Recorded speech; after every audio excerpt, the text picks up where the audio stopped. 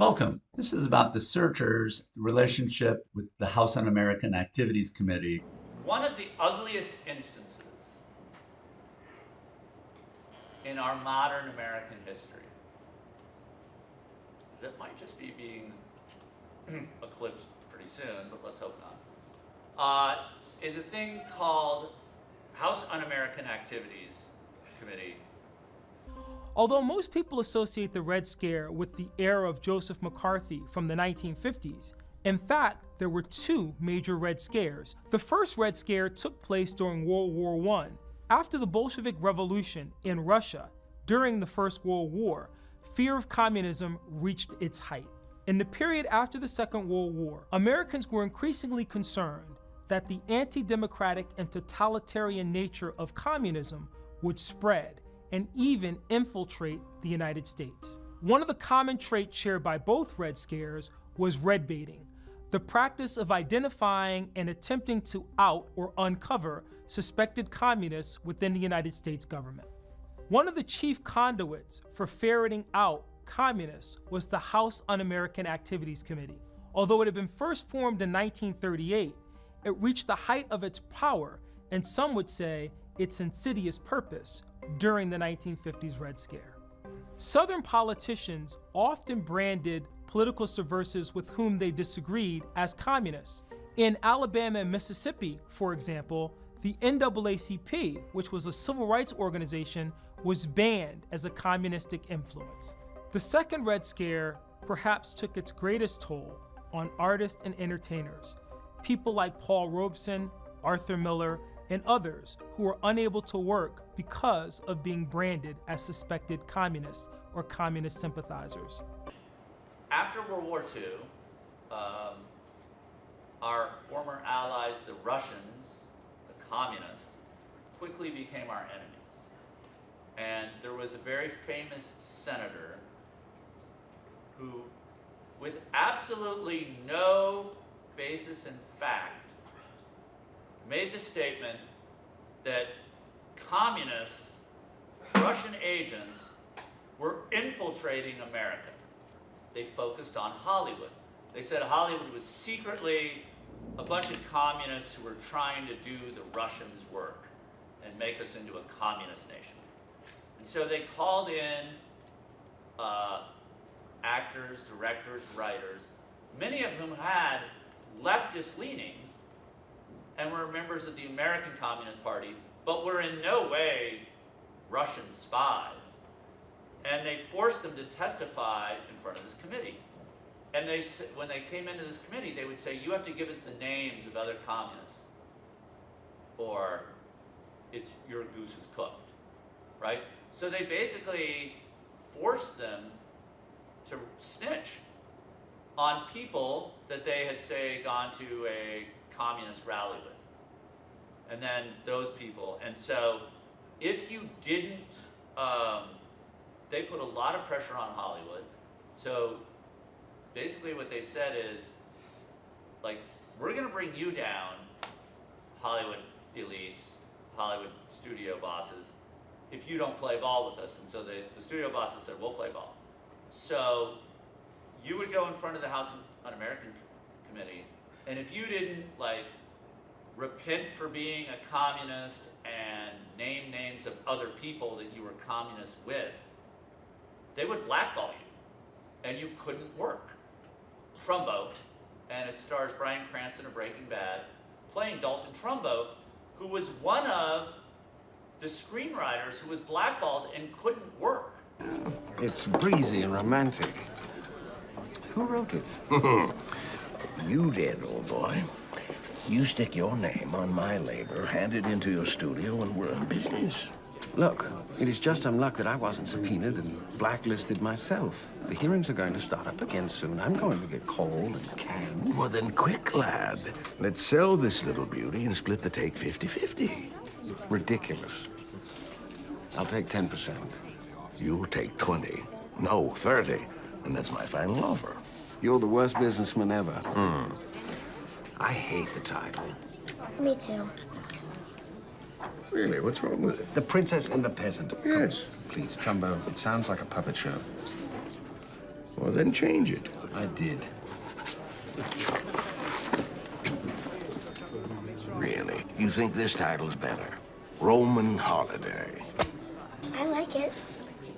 Who invited you? I did. She's my favorite trombone. This idea that our American civilization was under this existential threat from, coincidentally perhaps, the Reds. Yeah, and so there literally was a big slogan for those of us who were around a few years ago. There literally was, better red than dead, or better dead than red, meaning rather die than become a communist. And so, and while, the Soviet Union was a legitimate threat, and there was occasionally a person who was spying for the Soviet Union, this was used by the House Un-American Activities Committee, and which was the House, as it's in the name, the House. And Joseph McCarthy, who was in the Senate, to foment irrational fear amongst the populace that there was this imminent Soviet, attack on the United States coming. And while Joseph McCarthy was later exposed to the fraud that he was, it literally ruined a lot of people's lives. They were hauled in front of the House Un-American Activities Committee, and they were sometimes jailed, but very often barred from working. And so, so this was this very serious issue. And so I think if you watch The Searchers, right, the notion, those general themes of the classic Western genre, right, of the threat from the outside against civilized society, aka United States, us as civilization versus the dangerous, amoral heathens, right, working to, disrupt and disturb our society, right? And so when we watch The Searchers, that's what they're doing, right? It's this threat from the outside, and so, if you were walking around in the 1950s anxious about the imminent Soviet invasion of the United States and the overtake of the United States, right? You see this film and it's like, order is restored, we'll be fine, right? But it's so it's very much sort of working through these anxieties that we have. So, superhero movies, right? They're all about restoring order from this threat. There's much more of a distrust of government now. So, rather than having the Ethan character, we have, who, by the way, if you notice at the end, even though Ethan and Martin save little Debbie, they only are successful with the help of whom? The Reverend, right? The Reverend comes back with the army and helps, right? So they don't do it just by themselves, right? They come back, and then there's that line where the Reverend says, look, this is a job for one man or an army, but we're not big enough and we're not small enough. And so what happens? Well, that kind of becomes a prophetic statement, right? Because Martin, they track and find Debbie, but they only ultimately succeed when they circle back and get support from the army, right? And so the institutions are there to help.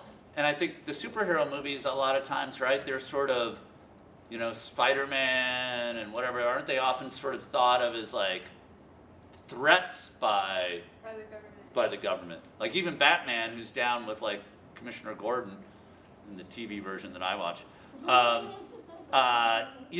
There's a certain tension between the superhero who saves society and the society itself, right? Which also goes back to that Ethan thing, that like, if you're going to be that powerful character that saves civilization, there's a certain tension with it.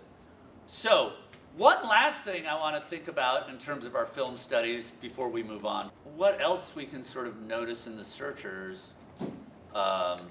So in terms of like our film history, what did you notice about the Searchers that was different than all the other films we'd seen up to this point? It's in color.